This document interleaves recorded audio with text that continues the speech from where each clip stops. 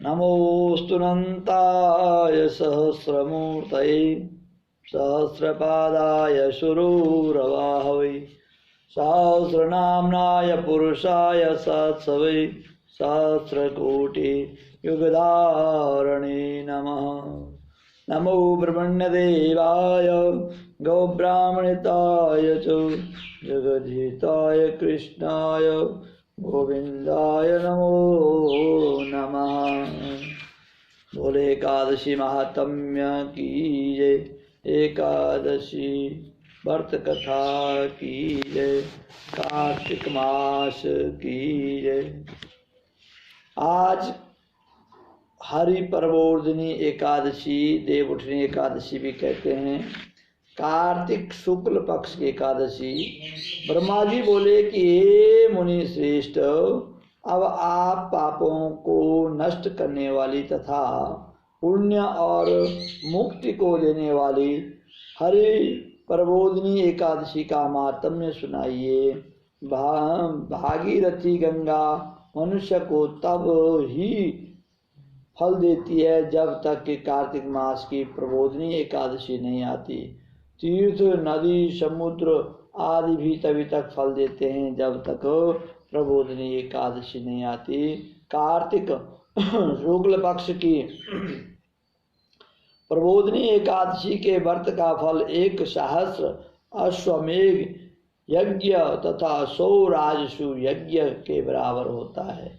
नारद जी ने पूछा कि हे पिता, एक संध्या को भोजन करने से, रात्रि में भोजन करने तथा पूरे दिन उपवास करने से क्या फल मिलता है, उसे आप समझाइए। ब्रह्मा जी बोले कि हे नारद, एक संध्या को भोजन करने से 2 जन्म के तथा पूरे दिन उपवास करने से 7 जन्म के समस्त पाप नष्ट हो जाते हैं। जिस वस्तु का त्रिलोक में मिलना दुष्प्रय है, वह वस्तु प्रबोधिनी एकादशी के व्रत से मिलता है।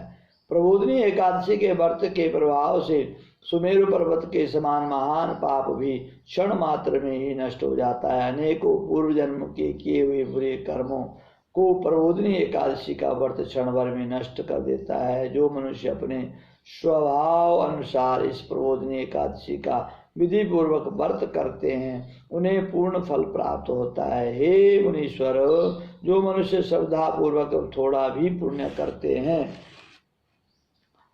वह उसका पुण्य पर्वत के समान अटल हो जाता है। जो अपने हृदय के अंदर ही ऐसा ध्यान करते हैं कि प्रबोधिनी एकादशी का व्रत करूंगा, उसके 100 जन्म के पाप नष्ट हो जाते हैं। जो मनुष्य प्रबोधिनी एकादशी को रात्रि जागरण करते हैं, उनकी बीती हुई तथा आने वाली 10 पीढ़ियां विष्णुलोक में वास करती है और नरक में अनेक दुखों को भोगते हुए पितृ विष्णुलोक को जाकर के सुख भोगते हैं। ब्रह्महत्या आदि महान पाप भी प्रबोधिनी एकादशी के दिन रात्रि को जागरण करने से नष्ट हो जाते हैं।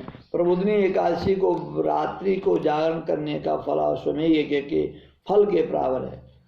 समस्त तीर्थों में जाने, गौ, स्वर्ण, भूमि आदि दान करने का फल कार्तिक शुक्ल पक्ष की प्रबोधिनी एकादशी के रात्रि के जागरण के फल के बराबर होता है। उसी का जीवन सफल है जिसने प्रबोधिनी एकादशी का व्रत के द्वारा अपने कुल, अपने आप को पवित्र कर दिया है। संसार में जितने भी तीर्थ हैं तथा जितने भी तीर्थों की आशा की जा सकती है, वह प्रबोधिनी एकादशी का व्रत करने वाले के घर में रहते हैं। मनुष्य को समस्त कर्मों को त्यागते हुए भगवान की प्रसन्नता के लिए कार्तिक मास की प्रबोधिनी एकादशी का व्रत करना चाहिए। जो मनुष्य इस एकादशी के व्रत को करता है, वह धनवान, योगी, तपस्वी, इंद्रियों को जीतने वाला होता है, क्योंकि वह एकादशी भगवान विष्णु की अत्यंत प्रिय है। इसके व्रत के प्रभाव से मनुष्य पुनः जन्म नहीं लेता। इस व्रत के प्रभाव से कामिका, वाचिक, कायिक, वाचिक, मानसिक तीनों पाप नष्ट हो जाते हैं। इस एकादशी के दिन जो मनुष्य भगवान की प्राप्ति के लिए दान, तप, होम, यज्ञ आदि करते हैं उन्हें अक्षय पुण्य की प्राप्ति होती है। प्रबोधिनी एकादशी के दिन भगवान की पूजा करने से बाल, यौवन, वृद्धावस्था समस्त किए हुए समस्त पाप नष्ट हो जाते हैं। इस एकादशी की रात्रि को जागरण करने का फल सूर्यग्रहण के समय स्नान करने के फल के बराबर है, सहस्र गुणा अधिक है। मनुष्य जन्म से लेकर जो पुण्य करता है वह पुण्य प्रबोधिनी एकादशी के व्रत के पुण्य के समान है। जो मनुष्य प्रबोधिनी का व्रत नहीं करते उनके समस्त पुण्य व्यर्थ हो जाते हैं। इसलिए नारद तुमको भी विधि पूर्वक विष्णु भगवान की पूजा करनी चाहिए। जो मनुष्य कार्तिक मास में धर्मपरायण होकर के अन्य व्यक्तियों का अन्न नहीं खाते उन्हें चंद्रायण व्रत का फल मिलता है। कार्तिक मास में भगवान दान आदि से उतने प्रसन्न नहीं होते जितने कि शास्त्रों की कथा सुनने से प्रसन्न होते हैं। कार्तिक मास में जो मनुष्य भगवान की कथा थोड़ा बहुत पढ़ते हैं या सुनते हैं उन्हें 100 गोदान करने का फल प्राप्त होता है।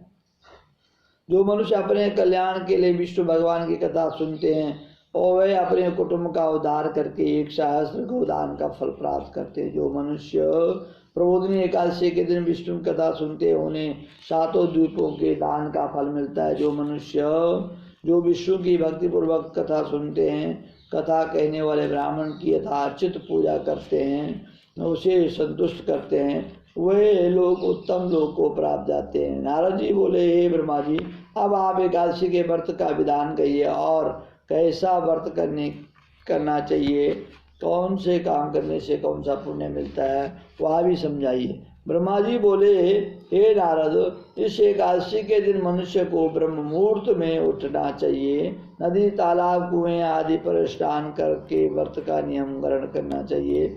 उस समय भगवान से विनय करनी चाहिए कि हे भगवान, आज मैं निराहार रहूँगा और दूसरे दिन भोजन करूँगा, इसलिए आप मेरी रक्षा करो।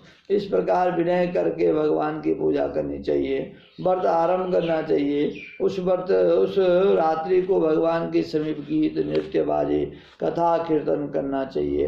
प्रबोधिनी एकादशी के दिन कृपणता को त्याग कर बहुत से पुष्प, अगर, धूप आदि से भगवान की आराधना करनी चाहिए। शंख के जल से भगवान को अर्घ्य देना चाहिए। इसका फल तीर्थदान आदि से करोड़ों गुना अधिक होता है। जो मनुष्य अगस्त्य पुष्प से भगवान की पूजा करते हैं उनके सामने इंद्र भी हाथ जोड़ता है। कार्तिक मास में जो बिल्व पत्र से भगवान की पूजा करते हैं उन्हें अंत में मुक्ति मिलती है। कार्तिक में जो मनुष्य तुलसी जी से भगवान की पूजा करते हैं उनके 10,000 जन्म के समस्त पाप नष्ट हो जाते हैं। जो मनुष्य इस नाम से श्री तुलसी जी के दर्शन करते हैं या छूते हैं या ध्यान करते हैं या कीर्तन करते हैं या रोपण अथवा सेवन करते हैं, जो 1000 कोटि युग तक भगवान के घर में रहते हैं। जो मनुष्य तुलसी का पेड़ लगाते हैं उनके कुटुंब में जो पैदा होते हैं वह प्रलय के अंत तक विष्णु लोक में रहते हैं। जो भगवान की कदम पुष्प से पूजा करते हैं यमराज के दुख नहीं पाते हैं, समस्त मनोवांछित फल प्राप्त करते हैं। जो मनुष्य विष्णु भगवान की सफ़ेद और लाल कनेर के फूलों से पूजा करते हैं उन पर भगवान अत्यंत प्रसन्न होते हैं। जो मनुष्य विष्णु भगवान की दुर्वा दल से पूजा करते हैं वे पूजा के फल से 100 गुना फल अधिक पाते हैं। जो भगवान समीपत्र से पूजा करते हैं वे भयानक यमराज के मार्ग को सरलता से पार कर लेते हैं। जो मनुष्य चंपक पुष्प से भगवान की पूजा करते हैं वे आवागमन के चक्र से छूट जाते हैं। जो मनुष्य स्वर्ण का बना हुआ केतकी का पुष्प भगवान को चढ़ाते हैं उनके करोड़ों जन्मों के पाप नष्ट हो जाते हैं। जो पीले और रक्त वर्ण कमल सुगंधित फूलों से भगवान की पूजा करते हैं वे लोग श्वेत द्वीप में स्थान। इस प्रकार रात्रि में भगवान की पूजा करके प्रातःकाल शुद्ध जल से नदी में स्नान करना चाहिए। स्नान करने के पश्चात भगवान की प्रार्थना कहते हुए घर आएं। भगवान की पूजा करनी चाहिए। इसके बाद व्रत के लिए ब्राह्मणों को भोजन कराना चाहिए। दक्षिणा दे करके मीठे वाक्यों द्वारा उनको विदा करना चाहिए। उसके उपरांत भोजन गौ दक्षिणा से गुरु की पूजा करनी चाहिए। ब्राह्मणों को भूरी सी दक्षिणा दे करके नियम को छोड़ना चाहिए। ब्राह्मण को रात्रि में भोजन करावें। सुवर्ण सहित वैल दान करना चाहिए। जो मनुष्य रात्रि स्नान करते हैं उन्हें दही और शहद दान करना चाहिए। जो मनुष्य फल की आशा करते हैं उन्हें फल दान करना चाहिए। तेल की जगह घी और घी की जगह दूध और अन्न में चावल दान करना चाहिए। जो मनुष्य इस व्रत में भूमि शयन करते हैं उन्हें सब वस्तुओं सहित शैया दान करना चाहिए। जो मौन धारण करते हैं उन्हें स्वर्ण सहित तिल दान करना चाहिए। जो मनुष्य कार्तिक मास में उपाहान धारण नहीं करते उन्हें उपाहान दान करना चाहिए। जो इस मास में नमक त्यागते हैं उन्हें शक्कर दान करनी चाहिए। जो मनुष्य नित्य प्रतिदेव मंदिरों में दीप जलाते हैं उन्हें स्वर्ण या तांबे के दीप को घी तथा बत्ती से दान करना चाहिए। जो मनुष्य चतुर्मास व्रत में किसी वस्तु को त्यागते हैं उन्हें उस दिन से पुनः ग्रहण करनी चाहिए। जो मनुष्य प्रबोधिनी एकादशी के दिन विधि पूर्वक व्रत करते हैं उन्हें अनंत सुख मिलता है और अंत में स्वर्ग मिल जाता है। जो मानव चतुर्मास व्रत को बिना किसी विघ्न के पूरा कर देते हैं उन्हें दोबारा जन्म नहीं मिलता। जिन मनुष्यों का व्रत खंडित हो जाता है उन्हें दोबारा आरंभ करना चाहिए। जो मनुष्य इस एकादशी के व्रत महात्म्य को सुनते हैं पढ़ते हैं उनके अनेकों उनको गोदान का फल मिलता है। हरि प्रबोधिनी एकादशी को देवउठनी एकादशी भी कहते हैं। और आज के दिन चतुर्मास से जो व्रत रखते हैं देवशयनी एकादशी से लेकर और देवउठनी एकादशी तक 4 महीने का चतुर्मास व्रत होता है। चतुर्मास व्रत में जो जो नियम धारण करते हैं आज के दिन वो नियम छूट जाते हैं। और आज हरि प्रबोधिनी एकादशी आप सभी को एकादशी मंगल में हो और आगे भी हम इस प्रकार से आपके बीच में बने रहेंगे। मेरे YouTube चैनल को आप अवश्य सब्सक्राइब लाइक करें। जय जय श्री राधे राधे राधे। श्री कृष्ण गोविंद हरे मुरारी हे नाथ नारायण वासुदेव।